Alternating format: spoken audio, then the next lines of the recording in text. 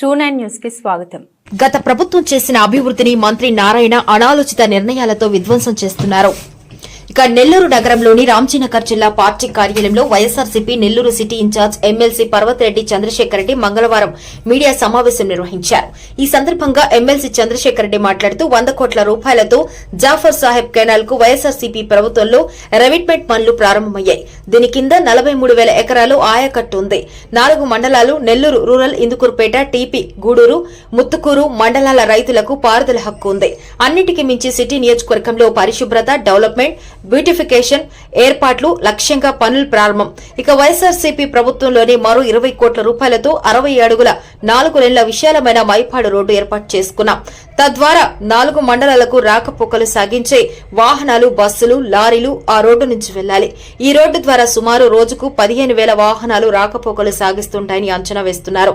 మొత్తం 120 కోట్లతో విశాలమైన రోడ్డు, కాలువ, డివైడర్ మీద బ్యూటిఫికేషన్ ఏర్పాటు వైఎస్ఆర్సీపీ ప్రభుత్వంలో జరిగింది. అయితే నగరంలో వెనుకబడి ఉన్న ప్రాంత అభివృద్ది కోసం అక్కడ ఎంతో మంది పేదలు తమ ఇళ్లు ఖాళీ చేసి మరెంతో మంది నిరుపేదలు చిరు అంగళ్లను త్యాగం చేస్తే ఈ కాలువ, రెవిట్మెంట్, రోడ్డు బ్యూటిఫికేషన్లను ప్రారంభించుకున్నాం. ఎంతో మంది త్యాగాలతో సాధ్యమైన ఈ 100 కోట్ల అభివృద్ది పనులు ఇప్పుడు అంతా నారాయణ గారి అనాలోచిత నిర్ణయాల వలన నేడు బూడిదల పోసిన పన్నీరుగా మారిందని అన్నారు. మేము ఏమైనా చేయగలం, మేము చేసిందే రైట్ అనే పద్ధతిలో కనుక వాళ్ళు వెళ్తే ఆ ప్రజాస్వామ్యం ఎంత ఇబ్బంది పడుతుందో, సామాన్యులు ఎంత ఇబ్బంది పడతారో ఈరోజు మనం కళ్ళ ముందు చూస్తా ఉన్నాం. అలానే ఒక నాయకుడు అనే వాళ్ళు ఎప్పుడు కూడా ఎలా ఉండాలి అంటే ప్రజల శ్రేయస్సును కోరుకునే వాళ్ళలాగా ఉండాలి. నేను చెప్పిందే వేదం, నేను చెప్పేదే న్యాయం అనే పద్ధతిలో కనుక నాయకుడు వెళ్తే అది రాచరికం అనిపిస్తుందే గానీ ప్రజాస్వామ్యం అనిపించదు. ప్రస్తుతం మన రాష్ట్రంలో గాని అలానే మన నెల్లూరులో గాని జరుగుతున్నటువంటి కొన్ని పరిణామాలను నేను మీ దృష్టికి తీసుకుని వస్తాను. ప్రధానంగా మన నెల్లూరు నగరంలో ఒక 5 ఇష్యూస్, ఇంపార్టెంట్ ఇష్యూస్ ఉన్నాయి. ఈ రోజు నేను ఒక్క ఇష్యూని మాత్రం మీ దృష్టికి తీసుకుని వస్తా ఉన్నాను. దీనికోసం నేను 7 నెలల నుంచి ఎంత వర్క్ చేసినానో ఆ విషయాన్ని కూడా నేను మీ దృష్టికి తీసుకొని వస్తాను.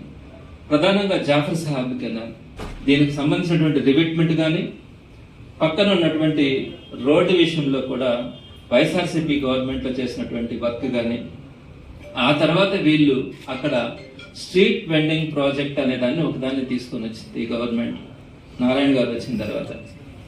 అయితే ఈ స్ట్రీట్ వెండింగ్ ప్రాజెక్ట్ ద్వారా సుమారుగా 200 షాపుల్ని, బంకుల్ని రోడ్డు మీద పెట్టాలా అన్నది ఒక ఆలోచన చేస్తున్నారు. నేను ఈ పరంగా 2 పాయింట్స్ చెప్తాను. ఒకటి, దాన్ని డెవలప్మెంట్ అనాలనా లేకుంటే సంక్షేమం అనాలనా? డెవలప్మెంట్ కైనా నేను వ్యతిరేకం కాదు, నేను దాన్ని ప్రోత్సహిస్తాను కూడా. సంక్షేమమైన పేదల కళ్ళలో ఆనందం కనపడుతుందంటే మనం ఎంత దూరమైనా దిగాలా, ఎన్ని బాధలైనా పడాలా, వాళ్ళు సంతోషంగా ఉండాలా అని ఏ నాయకుడైనా, ఏ రాజు అయినా కూడా కోరుకుంటాడు కూడా. సో అట్లా అది అభివృద్ధి అయినా, సంక్షేమమైనా, ఏదైనా కూడా తప్పకుండా వైఎస్ఆర్సీపీ తరఫున వారిని ప్రోత్సహించడం కానీ దీని మీద ఎలాంటి డిస్కరేజ్ చేయడం కూడా ఉండదు. అయితే ఇక్కడ నేను ఒక ప్రజాప్రతినిధిగా నాకు ఒక బాధ్యత ఉన్నప్పుడు, ఒకవేళ ప్రజలకి కష్టం జరుగుతా ఉందన్నా, ప్రజలకి ఇబ్బందులు కలుగుతా ఉన్నాయన్నా మాకు అధికారం లేదు కాబట్టి, అధికారంలో ఉన్న వాళ్ళు అలాంటి తప్పులు చేస్తా ఉన్నప్పుడు వారి దృష్టికి తీసుకెళ్లాల్సిన అవసరం అయితే ఉంటుంది. కాబట్టి ఈ జాఫర్ సాహెబ్ కెనాల్ పక్కన జరుగుతున్నటువంటి స్ట్రీట్ వెండింగ్ ప్రాజెక్ట్ లో జరుగుతున్నటువంటి అనేకమైనటువంటి ఇబ్బందుల్ని ప్రభుత్వం దృష్టికి తీసుకెళ్ళడానికి ప్రయత్నించాను. అదేవిధంగా హైకోర్టుకు తీసుకెళ్ళడానికి, అదేవిధంగా నేషనల్ గ్రీన్ ట్రిబ్యునల్ NGTకి వేయడం కానీ, వీటన్నిటి మీద కూడా వర్క్ చేయడం జరిగింది. నేను మరలా కూడా చెప్తున్నాను, అభివృద్ధికైనా పేద ప్రజల సంక్షేమంకైనా తప్పకుండా ముందుంటాం. వాళ్ళకు మంచి జరగాలి. కానీ ఇక్కడ జరుగుతున్నటువంటి ప్రాబ్లమ్స్ నేను ఏ విధంగా తీసుకెళ్ళాననే విషయాన్ని మీ దృష్టికి తీసుకొని వస్తాను. అలానే ఎలా చేస్తే పేద ప్రజలకి మంచి జరుగుతుంది అనే విషయాన్ని కూడా నేను మీ ద్వారా ప్రభుత్వానికి కూడా సలహా కూడా ఇవ్వడం జరుగుతుంది. ప్రధానంగా ఈ జాఫర్ సాహెబ్ కెనాల్కి వచ్చేటప్పటికి సుమారుగా లాస్ట్ గవర్నమెంట్, అంటే ఈ జాఫర్ సాహెబ్ కెనాల్ మీకు తెలుసు, పెన్నా నది నుంచి నెల్లూరు సిటీ నియోజకవర్గం మీదుగా 4 మండలాలకి ఈ జాఫర్ సాహెబ్ కెనాల్ అనేది ప్రవహిస్తా ఉంది. ఎప్పుడు కూడా గతంలో అదంతా కూడా ఒక వేస్ట్ వాటర్ దాంట్లో కలిసిపోతా దాని మీద చెట్లు పుట్టలు వచ్చి ఆ ప్రాంతం అంతా కూడా ఇబ్బందికరంగా ఉన్నప్పుడు వైఎస్ఆర్సీపీ గవర్నమెంట్ లో ఈ జాఫర్ సాహెబ్ కెనాల్ కి 100 కోట్ల రూపాయలతో రివిట్మెంట్ చేయించడం కూడా జరిగింది. ఈ కెనాల్ కి ఈ విధంగా 1000 మీటర్ల పొడవున ఈ రివిట్మెంట్ వాళ్ళని జాఫర్ సాహెబ్ కెనాల్ కి సంబంధించి చక్కగా ఈ రివిట్మెంట్ వాళ్ళని కూడా కన్స్ట్రక్ట్ చేయడం జరిగింది.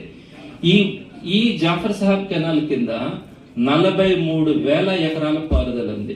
ఈ కాలువ కింద 4 మండలాలలో నెల్లూరు రూరల్ గాని, టీపీ గూడూరు గాని, ఇందుకూరుపేట గాని, ముత్తుకూరు గాని ఈ 4 మండలాలలో 43,000 ఎకరాలకి ఆ జాఫర్ సాహెబ్ కెనాల్ కింద పారుదల ఉంది. అలానే సిటీలో కూడా ఈ కాలువ మురికి కాలువ లాగా తయారు కాకుండా ఒక బ్యూటిఫికేషన్ తయారు చేయడానికి ఈ 100 కోట్లతో ఈ రివిట్మెంట్ ఫండ్లన్నింటినీ కూడా వైఎస్ఆర్సీపీ గవర్నమెంట్ లో చేయించడం జరిగింది. అదేవిధంగా దానికి ముందు ఒక మంచి రోడ్డు కూడా 100 ఫీట్ రోడ్డుని మనము 20 కోట్ల రూపాయలతో తయారు చేసుకున్నాం.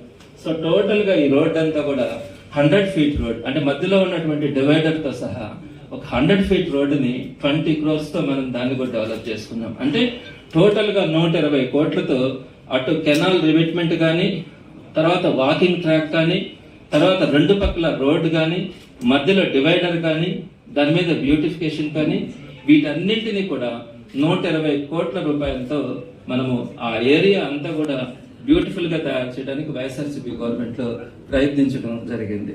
అయితే ఈ డెవలప్మెంట్ లో ఈ జాఫర్ సాహెబ్ కెనాల్ దగ్గర రివిట్మెంట్ కట్టడం కానీ, ఈ రోడ్ ఎక్స్టెన్షన్ చేసేటప్పుడు చాలా మంది పేదలు అక్కడ ఆ కాలువ కట్టు మీద ఉంటే వాళ్ళందరినీ కూడా మనము లేపాం. అంటే ఒక డెవలప్మెంట్ ఇక్కడ జరుగుతూ ఉంది. దీని కింద 4 మండలాలకు సంబంధించినటువంటి ట్రాన్స్పోర్టేషన్ కానీ ఇవన్నీ కూడా ఉన్నాయన్న ఉద్దేశంతో అక్కడ ఉన్నటువంటి పేదలందరినీ కూడా మనం ఆ రోజు ఒప్పించి వారు చేసిన త్యాగంతో ఈ రోజు మనము ఆ రివిట్మెంట్ కానీ, ఆ రోడ్డు కానీ, ఆ బ్యూటిఫికేషన్ కానీ ఇవన్నీ కూడా సాధ్యమైందంటే సుమారుగా 100 మంది పేదలు అక్కడ ఇల్లు కట్టుకొని చిన్న చిన్న అంగళ్ళు పెట్టుకొని బతుకుతా ఉంటే వారందరినీ కూడా అక్కడి నుంచి షిఫ్ట్ చేయించి, మళ్ళా కూడా చెప్తా ఉన్నాను, వారు చేసినటువంటి త్యాగంతోనే ఈ రోజు మనం ఆ ఏరియాని ఆ విధంగా డెవలప్ చేసుకోగలిగినాం. అయితే సుమారుగా వైఎస్ఆర్సీపీ గవర్నమెంట్ లో 80% వర్క్స్ అన్ని కూడా మనం పూర్తి చేసినాం. 80% పనులు పూర్తయినాయి. ఇంకొక 20% వర్క్స్ ఉన్నాయి. టీడీపీ గవర్నమెంట్ అయితే వచ్చిన తర్వాత ఆ 20% మిగిలినటువంటి పనుల్ని తాకడానికి కూడా ఇష్టపడాల.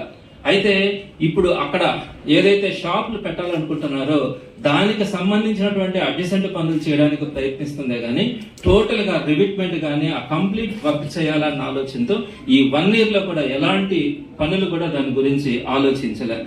ఆ తర్వాత వీళ్ళు ఏం చేస్తారంటే జీవో నెంబర్ 1005 అనేది ఒక జీవోని తీసుకొని వచ్చినారు. ఆ జీవో వల్ల ఈ కెనాల్ బండ మీద ఏదైతే ఈ కెనాల్ ఉందో ఈ కెనాల్ రివిట్మెంట్ పక్కన 200 షాపులు రోడ్డు పక్కన పెట్టడానికి ఈ గవర్నమెంట్ ఒక జీవోని తీసుకొని వచ్చింది. జీవో నెంబర్ 1005 తీసుకొని వచ్చింది. దీనికి సంబంధించి ఉన్నటువంటి సమస్యల్ని ఏ విధంగా దాని గురించి ముందుకెళ్ళినాం అనే విషయాన్ని నేను మీ దృష్టికి క్లుప్తంగా తీసుకొని వస్తాను. ప్రధానంగా మీరు ఒక విషయాన్ని చూడాలా, ఈ 200 షాపులు కనుక అక్కడ పెడితే ట్రాఫిక్ సమస్య విపరీతంగా పెరిగేదానికి అవకాశం ఉంటుంది. ఎందుకంటే టోటల్ గా షాప్ ఉంది, ఆ షాపుకు ముందు మళ్ళా కొంత ప్లేస్ ని పెట్టినారు. ఆ ప్లేస్ అంతా కూడా కూర్చోవడానికంట. ఆ తర్వాత 18 అడుగులు రోడ్డు పెట్టారు. ఆ తర్వాత మళ్ళీ డివైడర్, ఆ తర్వాత మళ్ళీ 18 అడుగులు రోడ్డు కేటాయించారు. సో టోటల్ గా ఇక్కడికి వచ్చిన వాళ్ళందరూ కూడా రోడ్డు మీదనే మనం పెట్టుకోవాలి. అంటే ఈ షాపులకు కనుక ఇక్కడ ఈ షాపులకు కనుక వస్తే ఇది కూర్చోవడానికి ప్లేస్ అంతా వదిలేరు. ఇది రోడ్డు 18 అడుగులు ఉంది. ఇంకా ఇక్కడికి వచ్చిన వాళ్ళు ఇక్కడ కూర్చుంటే ఈ షాప్కి వచ్చిన వాళ్ళందరూ కూడా బండ్లన్నీ ఇక్కడే పెట్టాల్సి వస్తుంది. ఇక్కడ పెట్టినప్పుడు ఈ రోడ్ అంతా కూడా బ్లాక్ అయిపోతుంది. సో టోటల్ గా 200 షాపులు అక్కడ పెడితే ఒక్కొక్క షాపుకి సగటున ఒక రోజుకి ఒక 100 బండ్లైనా వస్తాయి. అన్ని రాకపోతే ఆ వ్యాపారం కూడా జరగదు. అంటే సుమారుగా రోజుకి ఒక 20,000 పార్కింగ్, అంటే 2 వీలర్స్ కానీ 4 వీలర్స్ కానీ వీటన్నింటినీ కూడా రోడ్డు మీద పెట్టాల్సిన పరిస్థితి అయితే ఉంటుంది. ఆ విధంగా ఆ రోడ్డు మీద మొత్తం పార్కింగ్ కి ఉన్నటువంటి 18 అడుగుల రోడ్డు, ఈ 18 అడుగుల రోడ్డు టోటల్ గా కనుక ఇక్కడ కనుక పెట్టేస్తే ట్రాఫిక్ మొత్తం బ్లాక్ అయిపోయి దాని కింద సుమారుగా 4 మండలాలకి రోజుకి 15,000 బస్సులు కానీ లారీలు కానీ ఆ రోడ్డు మీద పోతా ఉంటాయన్నది ఒక అంచనా. అవన్నీ కూడా ఇబ్బంది పడే పరిస్థితి ఉంటుంది. ఏ ఉద్దేశంతో అయితే, ఎంతమంది త్యాగంతో అయితే మనకు అదంతా ఏర్పడిందో, ఇన్ని కోట్ల రూపాయలు పెట్టి ఏదైతే అక్కడ డెవలప్ చేస్తున్నామో, ఆ ట్రాఫిక్ సమస్య విపరీతంగా అక్కడ పెరిగి, అక్కడ చూస్తే సర్వీస్ రోడ్డు లేదు,